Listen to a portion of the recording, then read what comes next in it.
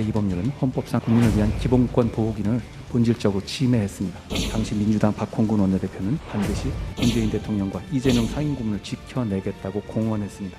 이 입법은 잘못된 의도로 잘못된 절차를 통해서 잘못된 내용으로 국민에게 피해 주는 것이므로 위헌입니다.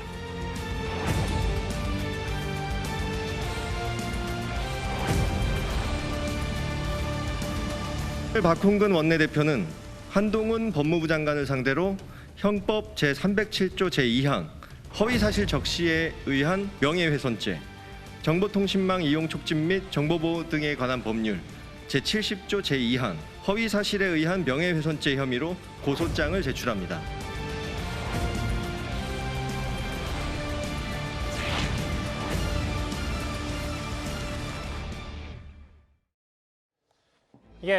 오늘 뉴스탑 10은 바로 여기부터입니다.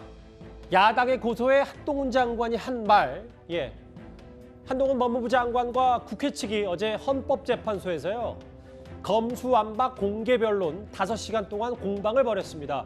그런데 오늘 보시는 것처럼 야당이 한동훈 장관을 고소했습니다. 이 얘기는 잠시 뒤에 바로 해보기로 하고요. 어제 헌법재판소 공개변론 주요 장면부터 만나보겠습니다.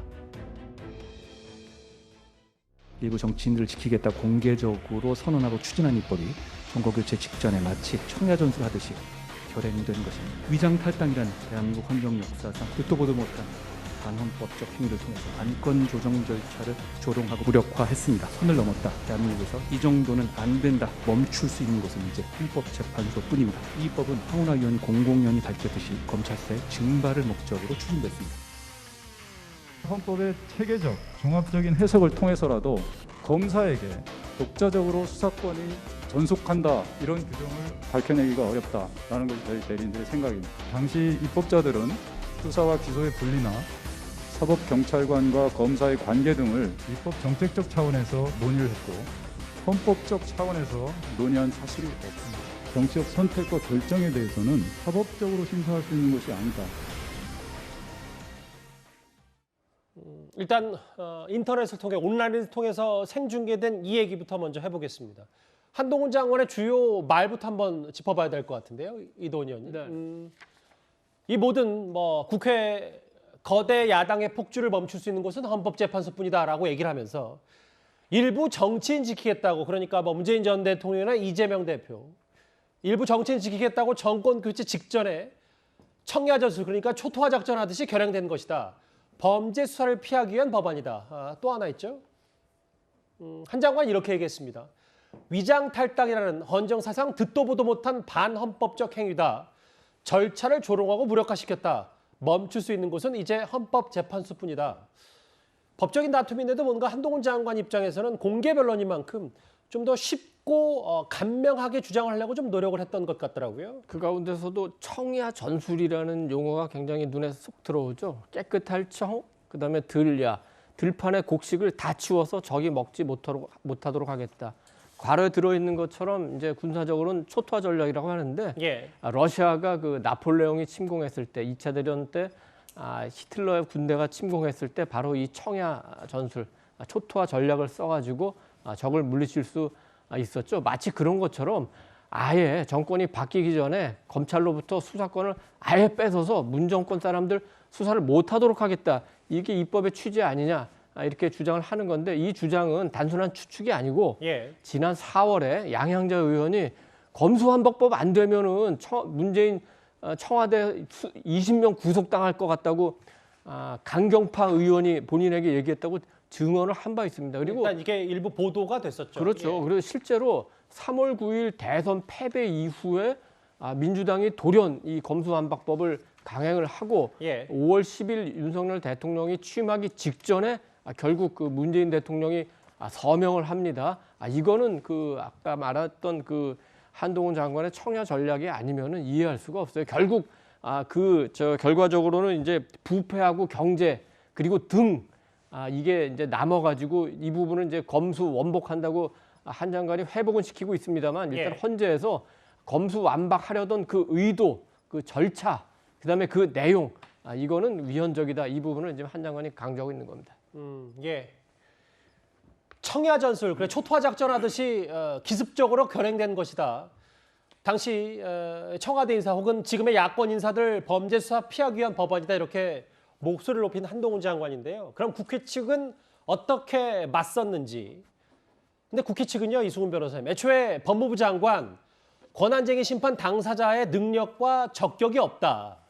재판의 적법 요건에 충족하지 못한다라고 했는데 일단 법무부 장관이 직접 공개 변론에 나선 것 자체가 문제다. 근데 어제 헌법재판소에서 이 자격 요건에 대해서는 문제 삼지 않은 것 같더라고요. 그렇습니다. 아마도 국회 측에서 이런 것 같아요. 법무부 장관 같은 경우는 수사권이라든가 기소권이 없기 때문에 이런 검사의 수사 범위로 인해서 피해받은 게 없다. 이렇게 이제 국회 측에서 주장을 하는 거고요. 예. 그래서 각하돼야 된다는 주장이고요. 실제 총선에서 다수석을 가진 국회에서 다수결 원칙에 따라서 결정된 것이기 때문에 이게 입법권이 침해해서 검찰의 수사권을 침해한 게 아니다. 이런 말이고요. 또한 이게 국회 입법 사항이라는 것입니다. 그러니까 헌법에는 영장 청구권만 기재되어 있기 때문에 영장 청구권이 아닌 수사권을 갖다가 경찰에 더 많이 줄 건지 아니면 검찰에도 같이 줄 건지 이런 수사권의 범위와 관련해서는 국회 입법 사항이기 때문에 헌법상의 가치를 침해하는 게 아니다. 이런 주장을 하고 있는 것 같고요. 저는 한동훈 장관이 상당히 정치적인 어떤 정치인의 길을 가고 있는 게 아닌가 싶어요. 실제 박홍근 원내대표가 문재인 대통령과 이재명 상임 고문을 지키겠다 이런 발언을 한 적이 있었는데 이것들이 마치 일부 정치인 지키겠다라고 검찰의 수사권을 제한하는 것이다 이렇게 표현하면서 사실상 우회적으로 약간 명예를 훼손하는 그런 측면이 있습니다. 그런 측면에서 예. 저는 한동훈 장관이 상당히 정치적으로 이 문제를 접근하고 있다 이렇게 생각됩니다. 그러니까 이승훈 변호사님, 어쨌든 팩트를 확인하면 국회 측에서는 이거 권한쟁의 심판 청구할 자격이 없다라고 했는데 그거는 받아들이지 않은 건, 그러니까 각하될 가능성보다는 뭐 인용이든 기각이든 이렇게 좌우당간 판단은 나갔네요. 근데 이제 헌법재판소에서는 일단은 각하 결정을 하기 전이기 때문에 예. 한동훈 장관이 말을 할 수 있게끔은 해준 거예요. 다만 각하가 아니어서 말을 할 수 있게 한 건 아니라는 측면이고요. 예. 권한쟁의 심판이라고 하는 것은 기관 대 기관의 이기 때문에 예. 한동훈 장관 입장에서 보면 법무부 장관으로서 청구인으로서 이름을 올릴 수밖에 없지 않았나 싶어요. 왜냐하면 뭐 법조계에서도 저게 첫 관문이었는데 한동훈 장관으로서는 그 부분은 가특하지 않았다. 저 의미를 많이 부여하시는 분들도 있더라고요. 그런데 어제 공개 변론에 같이 했던 한 헌법재판관은 무소속 민영배 의원의 과거 위장 탈당도 거론을 했습니다. 한번 같이 들어볼까요?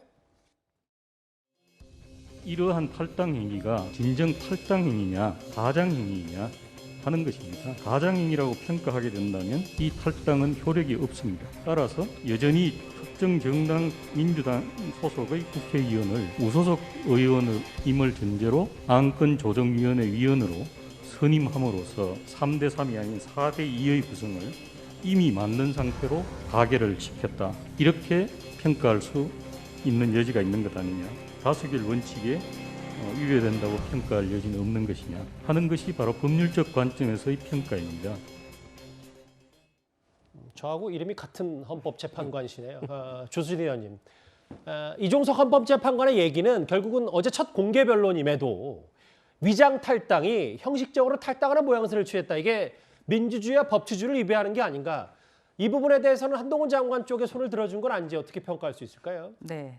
한동훈 장관의 편을 들었다기보다요. 예. 우리가 민주주의 앞에는 항상 단어가 붙어요. 절차적 민주주의. 그러니까 아무리 좋은 것이라도 절차가 잘못되면 이건 그릇된 것이죠. 그런데 이 절차적 민주주의에서 이 부분은 심각하게 훼손이 된 겁니다. 가령 패스트트랙 신속 처리 법안에 올려 태우려면 이게 안건 조정위를 거쳐야 되는데요. 예. 안건 조정이라는 거는 더 숙고해 보라는 뜻에서 여야 동수로 구성되게 돼 있습니다. 이 사안 같은 경우에는 여야가 3대3으로 구성이 됐어야 돼요. 그런데 민영배 의원이 탈당을 하고 무소속을 가장해서 결과적으로는 여야의 숫자가 4대2가 됐습니다.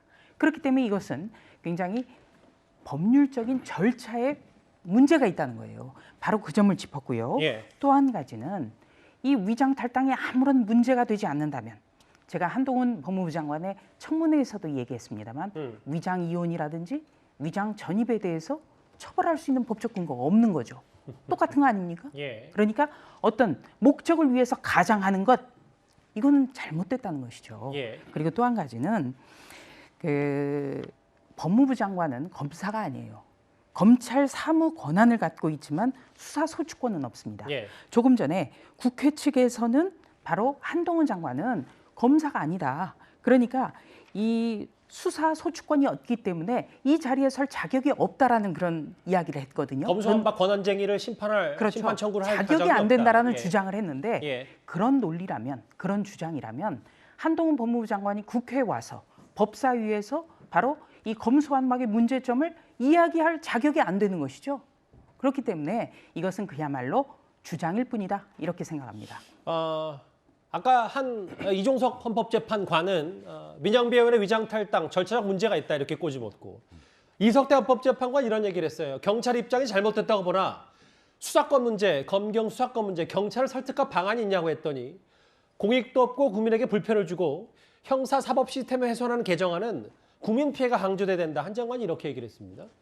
저는 이제 그 경찰하고는 아무 문제가 없다 봐요. 예. 왜냐하면 이제 검찰이 수사권을 가진다고 해서 경찰이 수사권을 뺏어오는 건 아닙니다. 이 말은 이제 경찰도 수사하고, 예. 그리고 이제 검찰도 수사하는, 국민 입장에서는 검은 고양이든 아마 흰 고양이든 부패 범죄나 이게 나쁜 사람에게 잘 잡으면 되는 거 아닙니까? 따라서는 경찰은 이제 크게 의식할 필요가 없다, 피해 보는 게 없기 때문에 이렇게 보고, 예. 그다음에 두 번째는 수사권의 주체 이야기를 하는데, 우리 모든 에게 교과서에 보면 수사는요, 핵심은 강제 수사고 그중에 가장 중요한 게 영장입니다. 예. 만약에 경찰이 수사권의 주체라면 왜 경찰은 영장 청구권이 없습니까? 왜 우리 헌법은 검찰에게만 영장 청구를 주잖아요.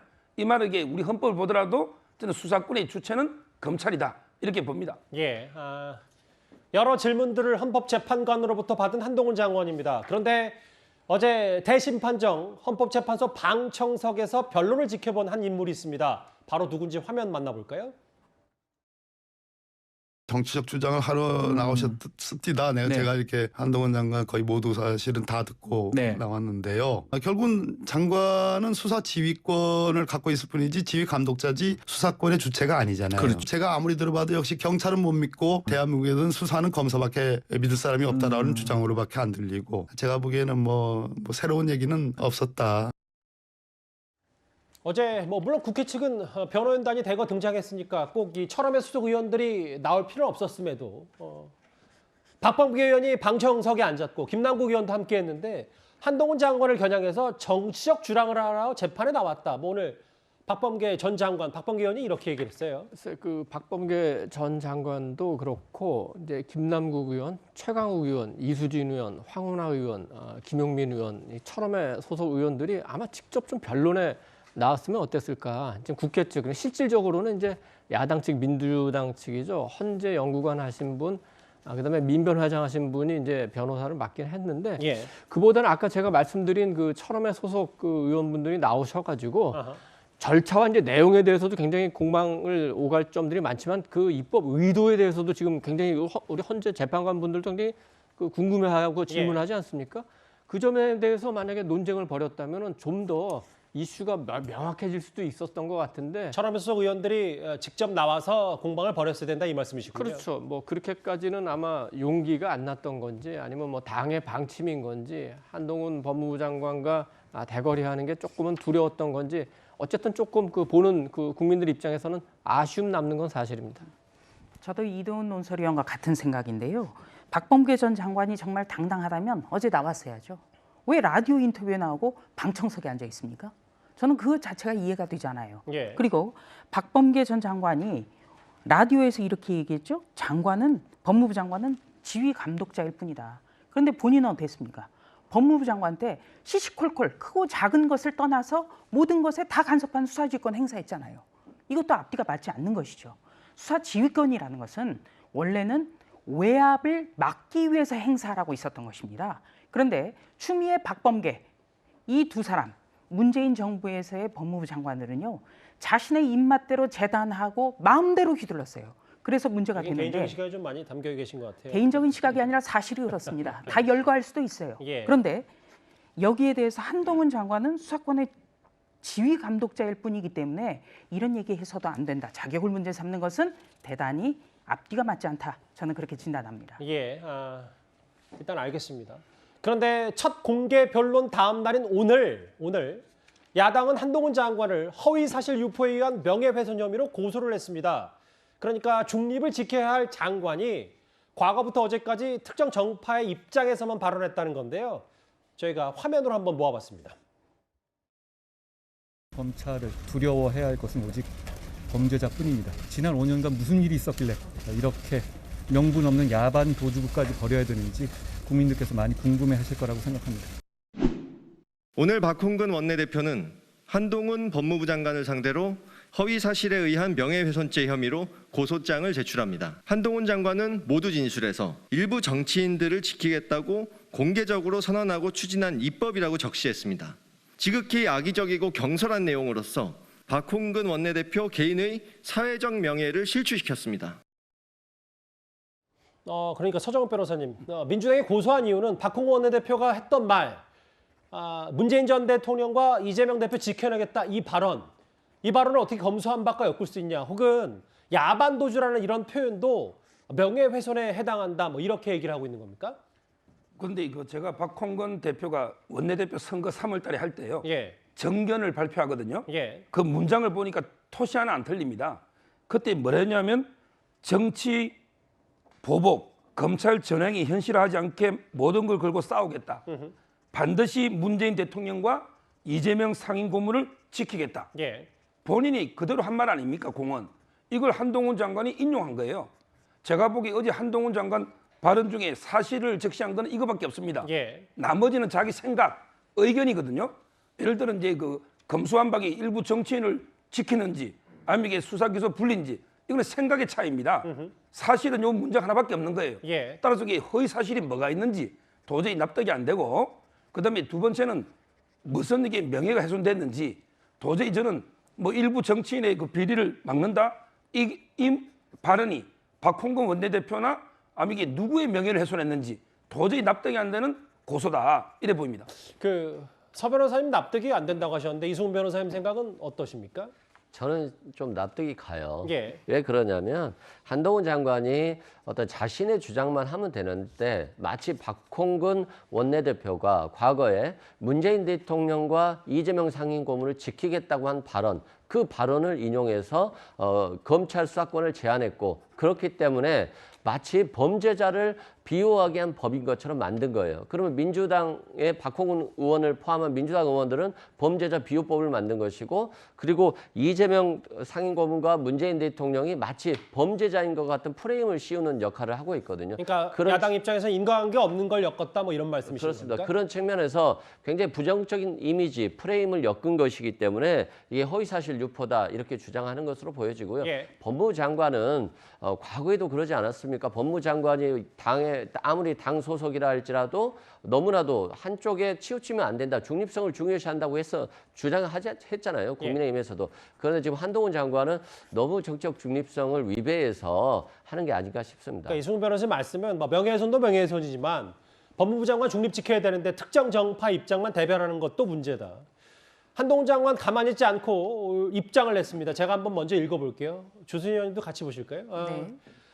공개된 재판정에서 한 변론이 불만인 듯한데 재판을 5시간이나 했는데 재판정 밖에서 이러실 게 아니라 할 말 있으면 재판정에 나와서 당당하게 말씀하시지 하셨으면 좋겠다. 뭐 이런 표현을 썼어요. 조 의원님 어떻게 받아들이십니까? 저도 아까 말씀드렸다시피 정말 이 부분에 대해서 법리적으로 자신이 있다고 한다면은 김남국, 뭐 김용민, 이수진, 박범계 이런 의원들이 공방을 벌였어야죠, 논리적으로. 그렇다면 국민들에게도 정확하게 심판을 할 수 있게끔 하지 않았을까요?